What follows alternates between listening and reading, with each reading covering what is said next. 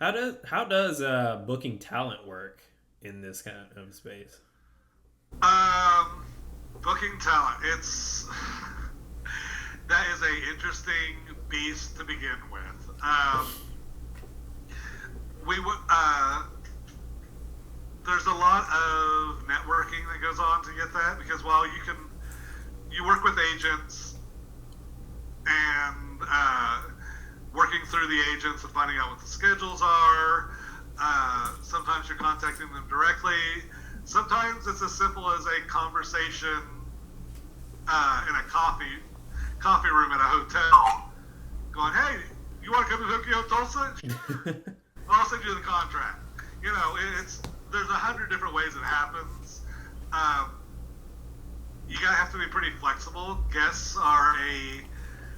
Uh, Guests are an interesting beast to tackle because every single one of them is different, and there are challenges with each. It's like year 8, 9, 10, 11, 12, 13. So in 2013 was the first time we had brought in Japanese guests. That's when we brought in Destros, our Japanese band that year. Okay. Because it was our 5th anniversary, and what we had done is we brought the Slants back in Hmm. to perform, and then we had Destros. I believe that was the year we had Slants back. Or was that Freeze Pop? No, I think that was Slants. But anyway, the while we try to anticipate, once again, you try to anticipate the best you can, but there are always new challenges every year, and we did not anticipate some of the difficulties we had with working with someone who did not speak English natively. Ooh, yeah. While it is the average Japanese person does learn English, but it's kind of in the same way as the average American learns Spanish. Once you leave high school, how much Spanish do you actually recall? Right, yeah, it depends on whether or not you like stay in a field where that's relevant or, you stay in a Right. shop where people come in that speak it all the time or something like that, yeah. Do they have like translators that come with them? They do not. We actually hire translators that are on site. We actually have a handful of very talented individuals that we love to death and have been great to us. But the we bring the translators in, and even have the translators here because translators cannot be with them 24/7. They try to be with the guest as much as possible, but there's still, you have to deal with situations where the guests are away from the translators. A lot of times, translators will not.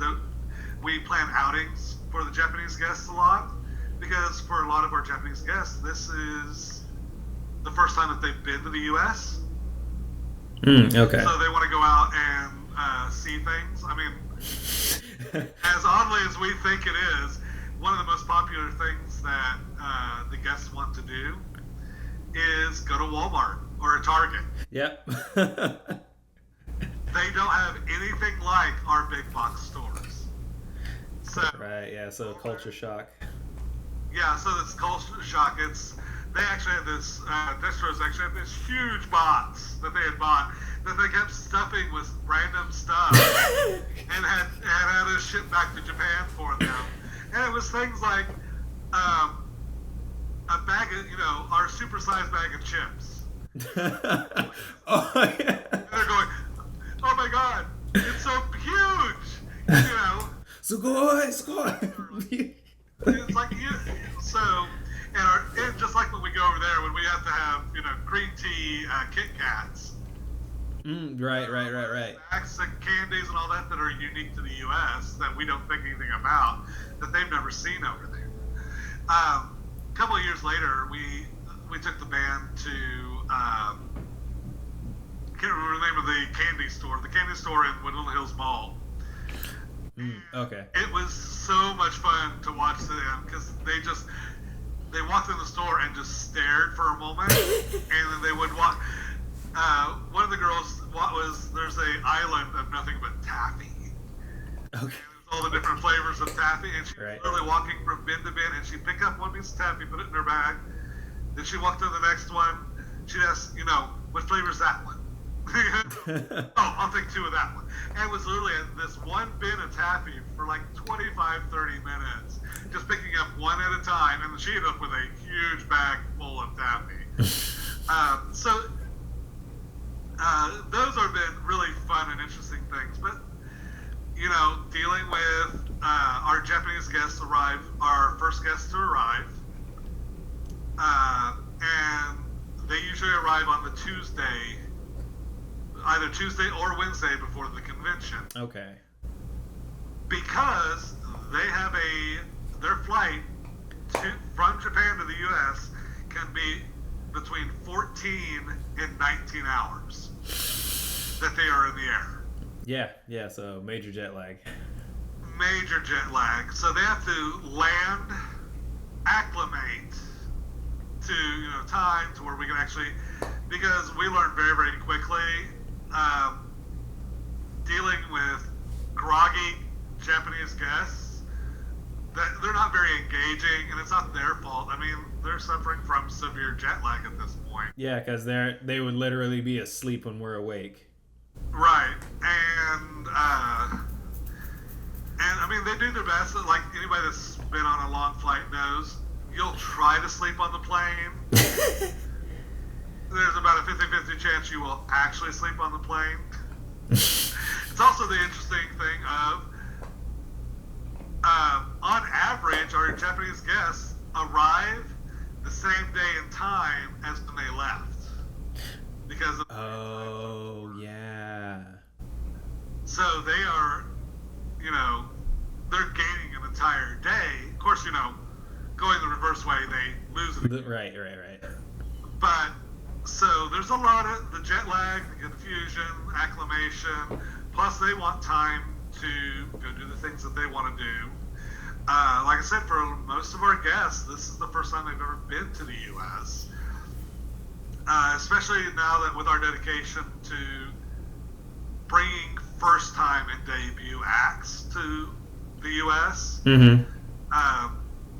And it's nothing against all the other acts that have been here several times. They are great entertainment. We wanted to bring in new people. We want to invite new music and new art. Yeah, give it a chance to breathe. Give it a chance to breathe. And I mean, which makes our lives a lot harder because with the promoters and the people that we send out to Japan to find the bands for us, we review probably anywhere from, on a good year, we may be reviewing 5 or 6 bands. On a rough year, we may be going through 30 bands before we find the one that we think fits. Right. Tokyo and Tulsa. And it's just a matter of, are they ready for a trip to the U.S.? Have they had a chance to work out their look and their sound and put on a professional performance to our audience, but being on that edge of, we're here, we just haven't had a chance to jump across the ocean and do something yet. Okay. So, yeah. But because of that, I mean, we've gotten several bands over the years that we caught them at the moment of their, at their moment of their fame. Right. They're getting ready to explode over in Japan and the U.S., honestly. So that's been a great, great experience for certain. Yeah, that's really interesting. Like, so how does that differ from like the American guests? Do they just like literally get here the day of and just hang out, or? Depends on the guest. A lot of times, yeah, especially from our guests that live in Dallas. A lot of times they show up Friday at noon or 1 o'clock. We've even had a guest like show up 15 minutes before his first show. That's pretty good. Oh man. One thing I've always wondered was how do you choose like the theme of the con, like the cowboys versus ninjas and all that kind of stuff? We have a bank of themes that we keep, and usually we have 3 or 4 at a time. And right now, the great thing is, well, not the great thing is, what makes it a little bit easier for us is we're kind of on. We've just started some of our recycle, so, which is the reason why we've now brought magical girls back into it. We are, but we don't want to get too, again, complacent. We don't want to feel like we're just rehashing. Okay. So, but yeah, no, what we've done is we've taken just all the anime genres, and kind of put them in a bag, and we go, okay, so whoever the winner is from last year or from this year, who are they going to go against, and we'll pull a name out of the bag and just try to make sure that it is something new and unique and something that's going to be fun for our artists to play with visually, for our attendees to play with. So, and ultimately our versus is about our charity. So, because we use that as a fundraising tool. Okay. Because you'll see the canvassers that are wandering around the convention, and they'll either say alien, like for next year it'll be either alien or magical girl, and you vote with your dollars. And that's how we decide which of the verses who wins. Last year aliens got the vast majority of the money, so alien won the duel, and now aliens will now go down the track against magical girls. We've actually chosen magical girls before we knew if it was going to be an alien or a cowboy that's going to work. And we like the idea of these crazy combinations, especially if it comes up with something that's never actually really shown up in comic books or anime. How can people imagine these things? Okay. So, because we have artists that go, oh, that's interesting. Mikey, who does the chibis that we've gotten so famous for, he loves these. He loves being able to create these verses with his chibi characters he creates. Ooh, okay. I'll have to check that out a little bit later. Yeah. And so what's like some of your favorite moments from cons past? Oh, dear Lord. Gotta think about this one. Let me have 15 years of them. Yeah. 15 years of them to refer to. It was, honestly, I have to say the absolute best moment was the end of 2008. That feeling of we got through it. It wasn't even that, it just happened is because when you're starting, you're on Thursday, usually Wednesday or Thursday, whenever setup starts, you've got this drive. Oh, I've got so much energy. Well, by Sunday at Teardown, you're so drugged down. Like me personally, I don't even cosplay on Sunday because it's just like I am. Well, and now it is a lot better now because it was one thing whenever the first TNT and I'm 30. Yeah. Running like this. I'm 45, getting ready to be 46.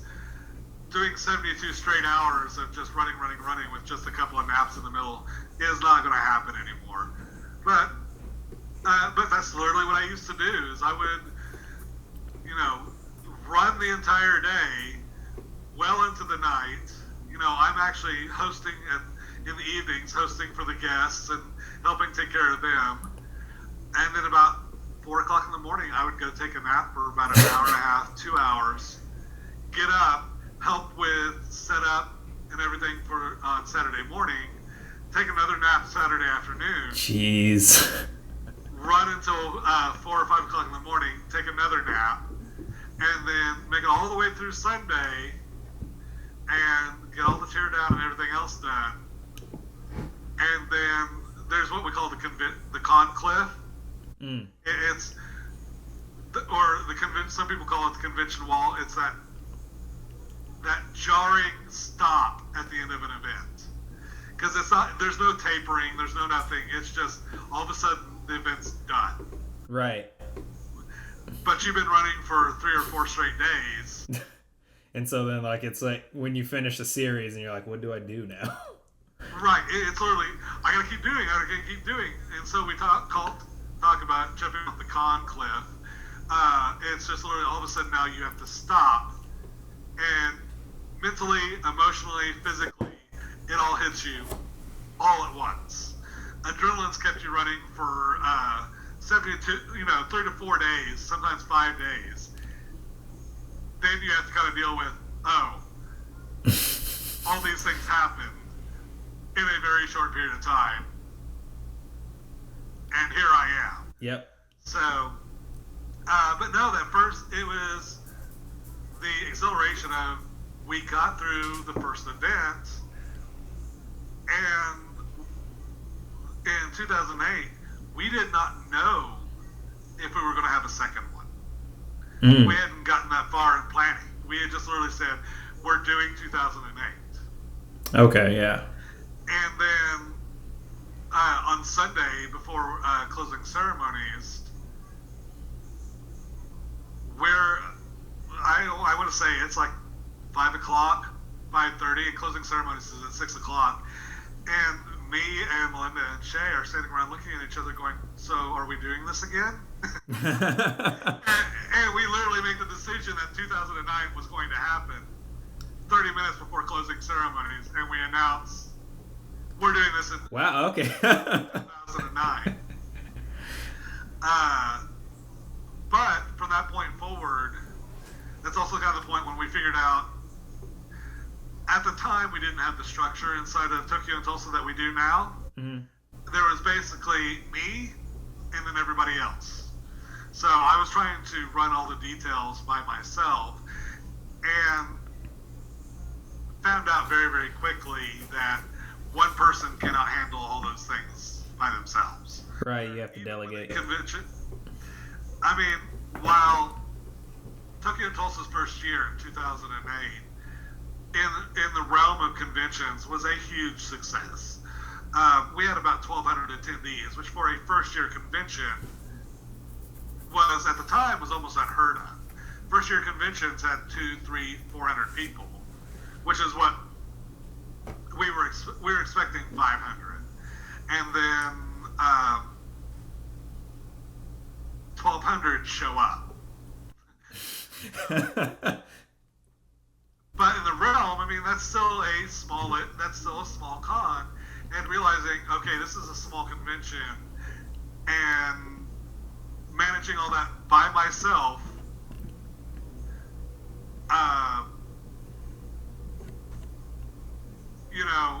was as difficult as it was.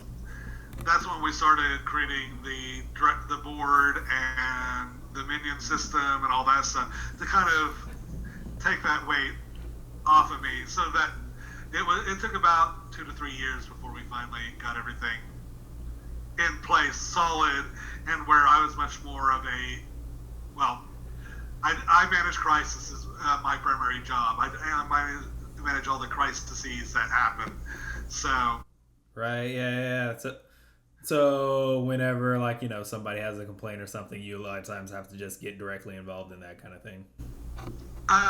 It depends on the level of the complaint. If it's a certain type of complaint, usually whoever's department that is can usually just make the decision and deal with it. Mm-hmm. But as it scales up, I deal with the big problems, the big crises that need, honestly, a special touch or a little bit more nuance, other than, okay, we need to move this person, or somebody needs a refund, or somebody needs some help with an issue that they've got. Typically, because if I'm running around and dealing with every single complaint, I mean, even with me just dealing with the bigger issues and watching everything that's going on, I'm still running constantly for about 10 hours a day during the convention. I don't stop during TNT. Yeah. And that's just me dealing with the quote unquote big problems. But no, we've actually have a pretty robust system for dealing with problems now. The biggest issue right now is we're in a new environment, new situation, so some of those things have to be rethought. Yeah. With everybody spread out all over a town, trying to figure out how we respond to problems timely has been a challenge. Okay. But I think we've got it figured out now. We've got all new systems. We've got all new ways of communicating and getting a hold of each other. Yep. Yeah. I'm not sure how I feel about spending the entire weekend sitting in a car, which is what I do now. Last year. Oh yeah. That'll be very different. Of like, yeah, if there's everything.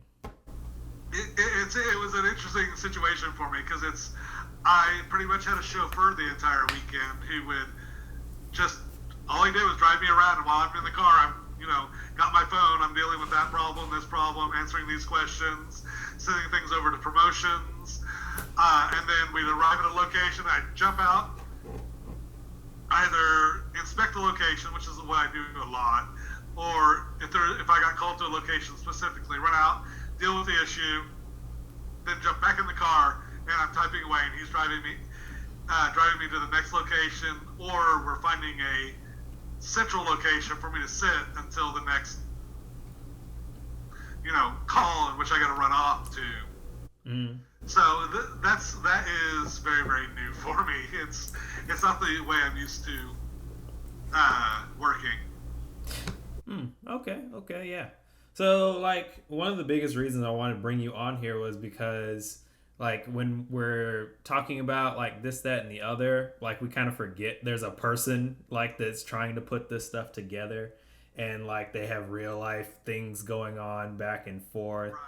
And so then, yeah, it's just the thing of, like, criticism of stuff is okay, but, like, making things personal is not. And so then I just wanted to, have like a face to, I'm like, you've appeared, but just like to get a little bit longer to talk about stuff and like, have a little bit more leeway than, just the opening and closing ceremonies. Right. And I admit, I'm not, in the beginning days, I was a lot more of a figure, I was a lot more publicly visible than I am now. But it's helping people realize that, there is a lot more behind the scenes than what you ever see. And, we tease that event planning is an act of controlled chaos. It's not so much planning as directing the chaos in a particular direction and keeping it at least going in that general direction. So we try and take care of everything the best way we can and plan for everything. But we spend, like I said, 18 months planning for 3 days. And then we get 3 days and we have to figure out, did that stuff, anything that we planned actually work? Oh, guess what? This one thing did not work. Well, we don't get to try it out in a different way for a year. Yeah. So we have 72 hours a year to try out new things. So if we have to do a course correction or things like that, the normal business is if something doesn't work, well, I will try something different tomorrow. Or I will try something different next year. For us, we get to try something new on a yearly basis. So, and then we get to test that out and go, oh, all right, so that didn't work out how we planned. We missed this one little thing over here, which turned into a problem. Yeah. So now, how do we fix that problem, and can we predict other problems? And most of the time, I'll tell you, you can't predict every outcome that'll happen. And there's going to be something you missed. And then the only thing you can do is, all right, we're going to try and fix this. We're going to try and predict the rest of the problems that'll pop up and try to do it before next year. And then hopefully next year, we got a handle on the problem. Yeah. So we only have 3 days a year to work on these things. It's a little bit different than most businesses. Not saying that people should not be critical of us. They very much should be. We actually enjoy people. Not enjoy. Enjoy. We want people to give us their criticisms, and we want to hear them. It's the only way that we're going to make anything better. Right, yeah, feedback. You can't do anything without feedback because, yeah, Right. you're not mind readers, so. Right. Yeah. But, so, anyway, there are people behind this, and we are, trying our best, and especially like last year. Last year is what we term as a transition year to begin with. There were going to be problems no matter what. Yeah. So many brand new things that we had to plan, and it would have been difficult if we would have had our typical 18 months to plan for those things. But in a lot of instances, in some things, we had 9 weeks. In the case of Hobby Lobby, we had 6 days. Over the course of 6 days is how long it took us to refit that building, plan out where everybody was going to go, make sure everybody had what they need, make sure we had stupid things like working bathrooms. Does the location have a bathroom that works? What's the procedure if there's a fire, which we found out that. So 6 days is what we had to get that all taken care of. Right. So is there any last thoughts you want to impart to people listening? At this point, with everything with 2020 is, stay safe. Wear your mask, social distance, and we'll be back next year and we'll have twice as much fun just because we missed a year. That sounds great to me because, yeah, I'm excited for it because, I guess I just only go to Tokyo and Tulsa on the odd years now. I don't know. But okay. But thank you so much for coming on. It was great talking to you. You're welcome. Anytime. All right. So, yeah, I'm going to cut the recording right there.